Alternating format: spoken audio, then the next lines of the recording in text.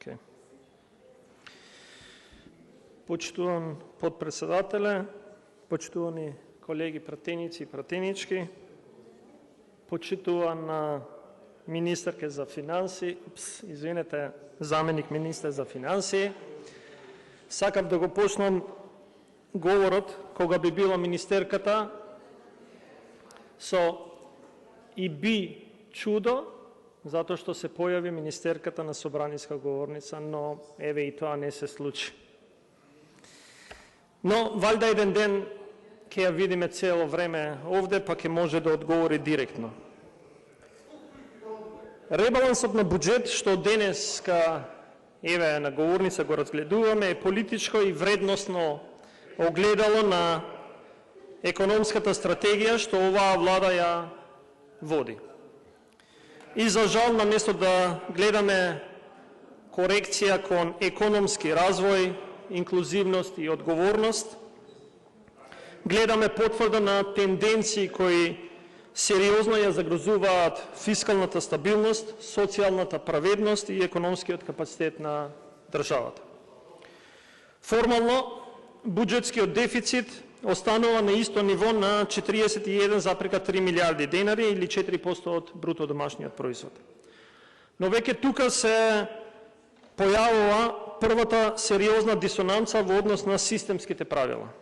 Неколку пати досега повторувам и предупредувам за односот на владата кон дефицитот.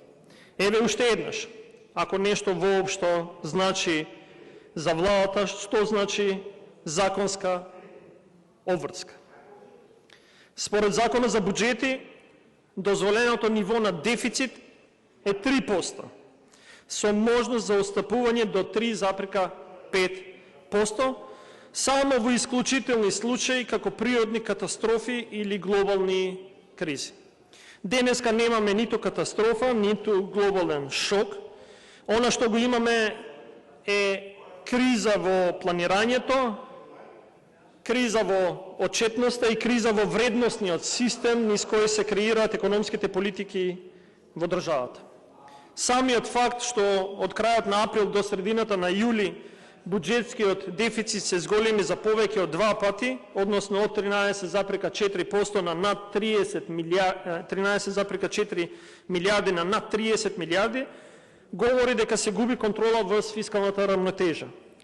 При тоа не станува збор за органски раст на расходите поради развојни потреби, туку за нерационална и непродуктивна експанзија на јавната потрошувачка.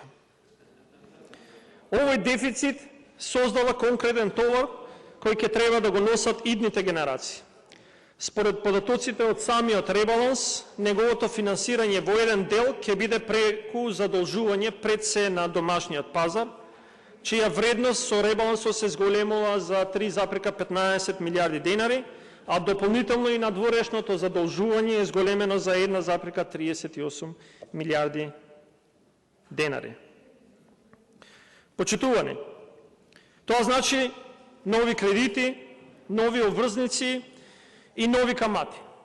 А секој дена што оди за камати е дена што не оди за училишта, здравствени домови, патишта и социјална подршка. Наместо со ребалансот да се стабилизира системот, гледаме како тој систем сам себе фискално го разјадува. Кога сме кај задолжувањето, дополнителна закана за фискалната стабилност доаѓа и од два системски, но се уште недоволно разгледани притисоци врз јавните финанси. Првиот е најавеното ново задолжување од околу 500 милиони евра до крајот на годината, што би значило дополнителни 4% од бруто домашниот производ и сигурен излез над законски дозволената граница на јавен долг. Веќе сега, според проценките на фискалниот совет, јавниот долг ќе достигне 62,1% од бруто домашниот производ, што значи прекршување на уште едно фискално правило утврдено во Законот за буџети. Вториот посериозен притисок е уште поголем, а тоа се над 700 милиони евра доспеани, но неисплатени обврски, идентификувани од фискалниот совет, кои не се евидентирани во официјалниот дефицит. Тие остануваат скриени од јавноста, но реално висат како фискален товар над економијата и го подриваат принципот на транспарентност. Прашањето кое логично би требало да произлезе, а кое го поставив и на комисиската расправа, за кое не добив никаков одговор, е дали овие обврски се пресметани во ребалансот или ќе биде некогаш ќе им платите. Од друга страна, расходите имаат реализација од 37,8%, што представува пораст од 5,1% споредено со лани. Но и понатаму е под проекциите на самата влада. Дополнително, капиталните расходи се реализирани само 22,5% до мај, а каматните расходи достигнуваат алармантни 48%. И што ни кажува тоа? Дека ова е буџет кој повеќе финансира камати и трошоци за долгови, отколку што инвестира во иднината на економијата. Во оваа насока Фискалниот совет јасно укажува на потребата да се објави методологијата за евиденција на јавните расходи, нешто што не е направено ниту по измената на начинот на евиденција во 2025 година. Тоа создава ситуација на сериозно фискално замаглување. Ако погледнеме и на страна на приходите, ќе видиме исто така загрижувачка состојба. Фискалниот совет, како независно тело, веќе предупреди дека реализацијата на приходите до мај е под очекувањето, односно 36,9% наспроти проектираните 41,7%. Даночните приходи, кои се најважниот столб на јавните финанси, остануваат практично непроменети, со символично намалување од само 38 милиони денари. Од друга страна, неданочните приходи се зголемени за над 4,4 милиарди денари, што не е резултат на подобра економија, туку на централизирање на средствата од јавните предпријатија и институциите со сопствени приходи, или со други зборови. Владата прибира ликвидност не преку раст, туку преку притисок. Капиталните расходи во ребалансот се зголемени за само 193 милиони денари. Но затоа имаме зголемување на капиталните расходи за купување на возила. Ако со постоечкиот буџет беа предвидени 461 милион денари, со ребалансот имаме над нешто 900 милиони. Односно, дополнителните 438 милиони денари ќе се потрошат за купување на нови возила. Знам дека ќе кажете, да, купуваме автобуси, 120 автобуси, но во буџетот нема пари за 120 автобуси. Има само 5 милиони евра. 300 милиони денари. Тоа е дополнителното. Во буџетската година во која владата најави рекорден инвестициски циклус, ваквиот избор ја открива суштината на проблемот, а тоа е отсутство на стратегија и развоен приоритет во економијата. Во услови кога до 17 јули реализацијата на капиталните инвестиции изнесува само 28,6% или 219 милиони евра, наместо да се вложува во проекти со мултипликативен ефект, како што се образовна, здравствена, патна или зелена инфраструктура, владата решава капиталната сметка да ја полни со автомобили. Знаете зошто? Затоа што се доближуваат избори, се доближува кампања. Дополнително, во делот на резерви имаме зголемување од 200 на 800 милиони денари, при што резервите на капиталните расходи се зголеми од 0 на 600 милиони денари. И тоа без детално образложение. Во изборна година, оваа буџетска слобода е директна покана за политичка злоупотреба. Почитувани, во време кога најголемиот буџет во историјата се ребалансира без слух на граѓаните, пратеничката група на СДСМ поднесе над 160 амандмани, со јасна цел да се врати човечката димензија во јавните финанси. Во услови на растечка сиромаштија, инфлацијски удари и се поголем социјален јаз, наместо средства за детски и образовни додатоци, за лица со попреченост, за жртви на семејно насилство и за повредените и семејствата на трагично загинатите во Кочани, владата избира да ги зголеми трошоците за стоки и услуги. И еве што добиваме. 1,8 милиони евра за Експо 2027. 1,8 милиони евра за Експо 27. Ке идеме да се рекламираме во српскиот свет 134 метри квадратни штанд за 1,8 милиони евра. И знаете ли колку чини 1 метар квадратен? 5550 евра. Или знаете ли, почитувани, што значи 1 метар квадратен штанд за 2 месеци? 5550 евра. Ке ви објаснам пластично. Значи 1 метар квадратен 93 сензори за мерење на гликемија за лицата со диабет.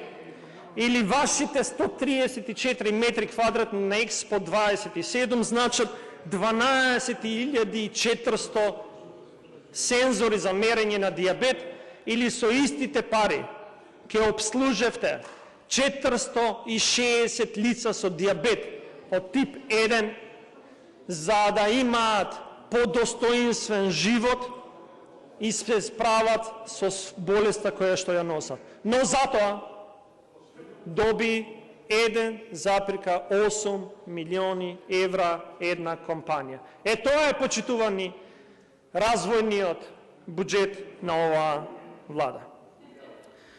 Со амандманите ние побаравме праведна распределба преку повисоки додатоци, директна помош за ранливите категории, подршка за студенти, ученици, за лицата со диабет и така натаму. 43 беа одбиени. И секако ги повлековме сите други затоа што сметавме дека не е соодветно. И на повлечените сите амандмани кои што чинеа некаде 10 милиарди, ви подадовме рака за 2 амандмани, што се човечни, солидарни, праведни, да помогнете на семејствата кои што имаат починати лица во Кочани со 1 милиарда денари и да инвестирате во болницата и купите опрема за лицата со справување од пожарот.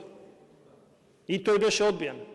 Дадовме амандман за справување со пожарите кои што гледаме дека пицгауерите кои што ги најавивте заглавуваат насекаде низ пожарите низ државата.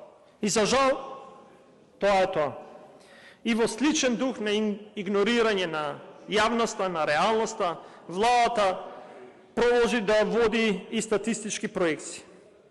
Иако проекцијата на инфлацијата за 2025 година останува според ребалансот фиксирање на 2,8%, податоците за движењето на трошоците за живот покажуваат сосема поинаква слика. Само во последните 4 месеци вредноста на минималната потрошувачка кошница порасна за речиси 3500 денари. Од 61.885 денари во март на 65.328 денари. А знаете ли за колку се зголеми во една година? За над 7.000 денари. Тоа е разликата. И ова е јасен сигнал дека животот поскапува, а платите не го следат тој тренд. Намесно да се ревидира проекцијата и да се обезбедат мерки за заштита на куповната моќ, владата упорно не води сметка за инфлаторниот притисок што го чувствуваат граѓаните.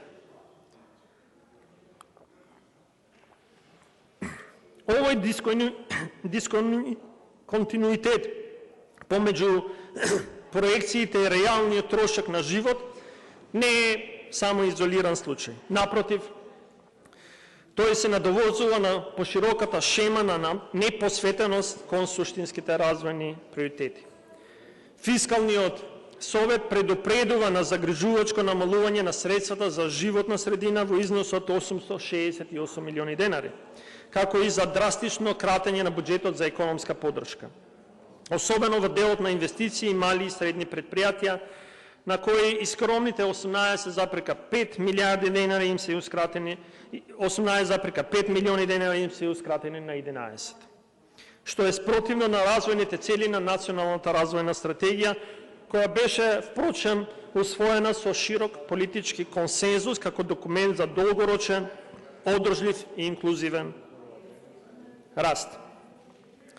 Овој тренд на повлекување од развојните приоритети добива своја поостра форма и во односот кон Законот за финансиска поддршка на инвестициите, кој во минатото беше символ на еднаквост и предвидливост, а денес е оставен без содржина.